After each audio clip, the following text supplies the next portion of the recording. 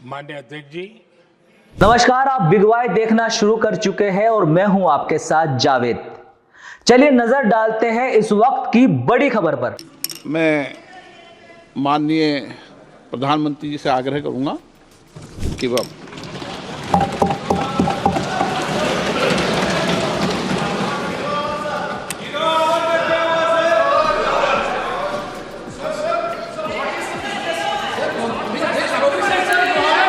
माननीय अध्यक्ष जी, प्लीज मैं बताता हूं, अभी मैं बताता हूं, प्लीज बताता हूं मैं, प्लीज। माननीय अध्यक्ष जी, माननीय अध्यक्ष जी,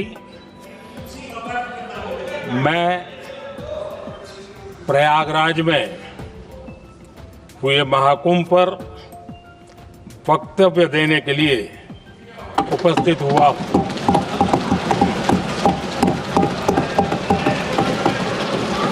आज मैं इस सदन के माध्यम से कोटि कोटि देशवासियों को नमन करता हूं, जिनकी वजह से महाकुंभ का सफल आयोजन हुआ। महाकुंभ की सफलता में अनेक लोगों का योगदान है।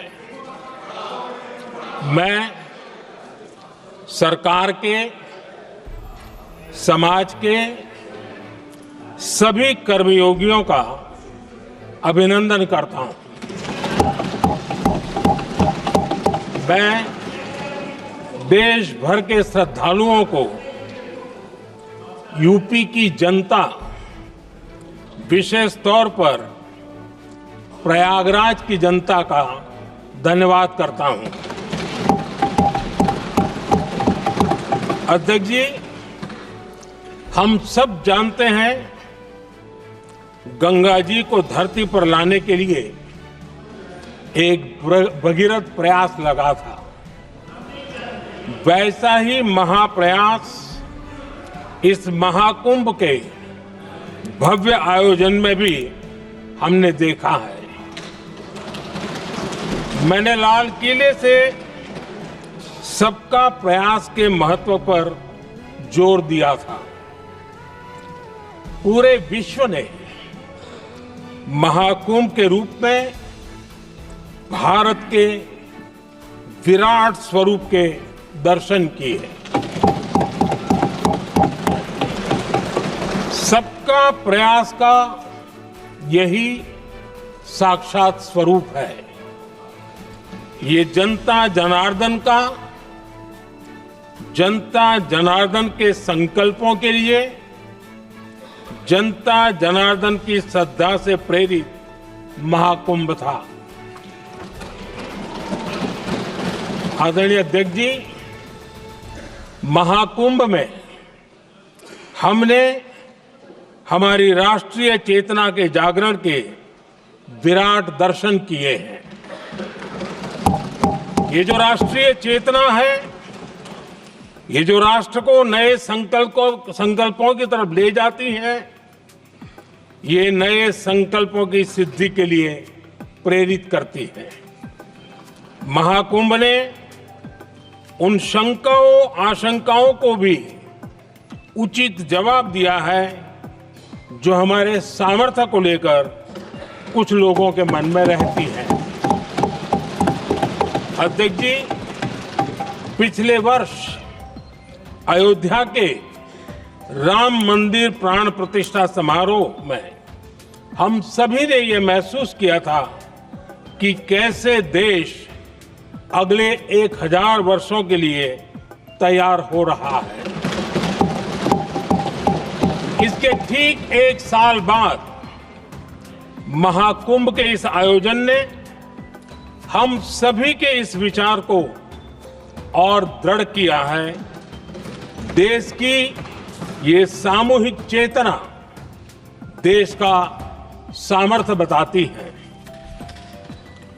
किसी भी राष्ट्र के जीवन में, मानव जीवन के इतिहास में भी अनेक ऐसे मोड़ आते हैं जो सदियों के लिए आने वाली पीढ़ियों के लिए उदाहरण बन जाते हैं। हमारे देश के इतिहास में भी ऐसे पल आए हैं जिन्होंने देश को नई दिशा दी, देश को झकझोर कर जागृत कर दिया। जैसे भक्ति आंदोलन के कालखंड में हमने देखा कैसे देश के कोने कोने में आध्यात्मिक चेतना उभरी। स्वामी विवेकानंद जी ने शिकागो में एक सदी पहले जो भाषण दिया वो भारत की आध्यात्मिक चेतना का जयघोष था। उसने भारतीयों के आत्मसम्मान को जगा दिया था। हमारी आजादी के आंदोलन में भी अनेक ऐसे पड़ाव आए। 1857 का स्वातंत्र संग्राम हो, वीर भगत सिंह की शहादत का समय हो, नेताजी सुभाष बाबू का दिल्ली चलो का जयघोष हो, गांधी जी का दांडी मार्च हो, ऐसे ही पड़ावों से प्रेरणा पाकर भारत ने आजादी हासिल की। मैं प्रयागराज महाकुंभ को भी ऐसे ही एक अहम पड़ाव के रूप में देखता हूं, जिसमें जागरूक होते हुए देश का प्रतिबिंब नजर आता है। अध्यक्ष जी, हमने करीब 1.5 महीने तक भारत में महाकुंभ का उत्साह देखा, उमंग को अनुभव किया। कैसे सुविधा असुविधा की चिंता से ऊपर उठते हुए कोटि कोटि श्रद्धालु श्रद्धा भाव से जुटे, ये हमारी बहुत बड़ी ताकत है। लेकिन ये उमंग, ये उत्साह सिर्फ यहीं तक सीमित नहीं था। बीते हफ्ते मैं मॉरिशस में था। मैं त्रिवेणी से, प्रयागराज से महाकुंभ के समय का पावन जल लेकर गया था। जब उस पवित्र जल को मॉरिशस के गंगा तालाब में अर्पित किया गया तो वहां जो श्रद्धा का, आस्था का, उत्सव का माहौल था वो देखते ही बनता था। ये दिखाता है कि आज हमारी परंपरा, हमारी संस्कृति, हमारे संस्कारों को आत्मसात करने की, उन्हें सेलिब्रेट करने की भावना कितनी प्रबल हो रही है।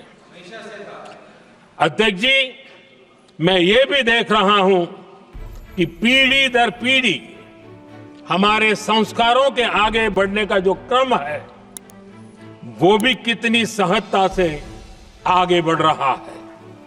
आप देखिए, जो हमारी मॉडर्न युवा पीढ़ी है ये कितने श्रद्धा भाव से महाकुंभ से जुड़े रहे, दूसरे उत्सवों से जुड़े रहे हैं। आज भारत का युवा अपनी परंपरा, अपनी आस्था, अपनी श्रद्धा को गर्व के साथ अपना रहा है। अध्यक्ष जी, जब एक समाज की भावनाओं में अपनी विरासत पर गर्व का भाव बढ़ता है तो हम ऐसी ही भव्य प्रेरक तस्वीरें देखते हैं जो हमने महाकुंभ के दौरान देखी। इससे आपसी भाईचारा बढ़ता है और ये आत्मविश्वास बढ़ता है कि एक देश के रूप में हम बड़े लक्ष्यों को प्राप्त कर सकते हैं। अपनी परंपराओं से, अपनी आस्था से, अपनी विरासत से जुड़ने की ये भावना आज के भारत की बहुत बड़ी पूंजी है। अध्यक्ष जी, महाकुंभ से अनेक अमृत निकले हैं। एकता का अमृत इसका बहुत पवित्र प्रसाद है। महाकुंभ ऐसा आयोजन रहा जिसमें देश के हर क्षेत्र से, हर एक कोने से आए लोग एक हो गए। लोग अहम त्याग कर वयम के भाव से, मैं नहीं हम की भावना से प्रयागराज में जुटे। अलग अलग राज्यों से लोग आकर पवित्र त्रिवेणी का हिस्सा बने। जब अलग अलग क्षेत्रों से आए करोड़ों करोड़ों लोग राष्ट्रीयता के भाव को मजबूती देते हैं तो देश की एकता बढ़ती है। जब अलग अलग भाषा बोलियां बोलने वाले लोग संगम तट पर हर हर गंगे का उद्घोष करते हैं तो एक भारत श्रेष्ठ भारत की झलक दिखती है। एकता की भावना बढ़ती है। महाकुंभ में हमने देखा है कि वहां छोटे बड़े का कोई भेद नहीं था। ये भारत का बहुत बड़ा सामर्थ्य है।